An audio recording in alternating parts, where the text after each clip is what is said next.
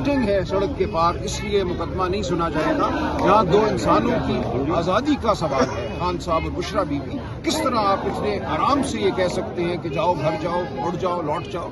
तो हम यहाँ हैं, अभी मैं अंदर जा रहा हूँ, मैं चीफ जस्टिस के सेक्रेटरी से मिलूंगा। चीफ जस्टिस साहब का हम इंतजार करेंगे, उनसे बात करेंगे या बात करने की कोशिश करेंगे। मैं नहीं जानता वो हमसे बात करेंगे कि नहीं करेंगे, उसके बाद हम आगे कल आए। देखिए, हमारा हक है कि हम तारीख लेने के लिए यहाँ खड़े रहें, अपनी आवाज़ बुलंद करें, तकाजा करें कि हमें तारीख दी जाए।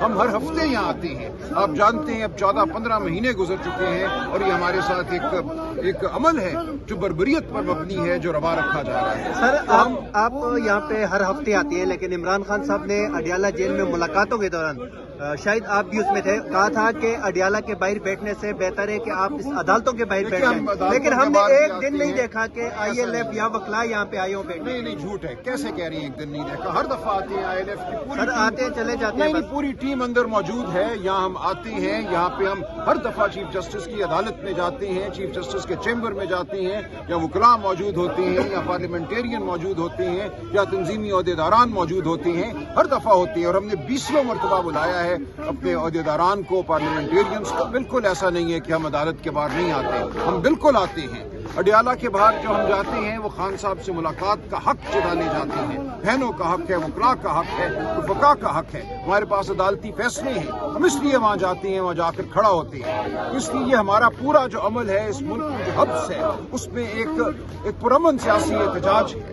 हम महीनों से कौम को ये बता रहे हैं कि हमारा हक है, हम इस हक के लिए खड़े हैं, हम पुरअमन हैं, हम आइन और कानून के मुताबिक चल रहे हैं, लेकिन आगे से सफाकियत बढ़ती चली जा रही है। चेयरमैन और बैरिस्टर अली जफर वो यहाँ पहुंचेंगे इस धरने में? मुझे नहीं पता उनका क्या फैसला है। हमने हर एक को कहा है कि यहाँ आए और इस सफाकियत के खिलाफ अपनी आवाज बुलंद करें।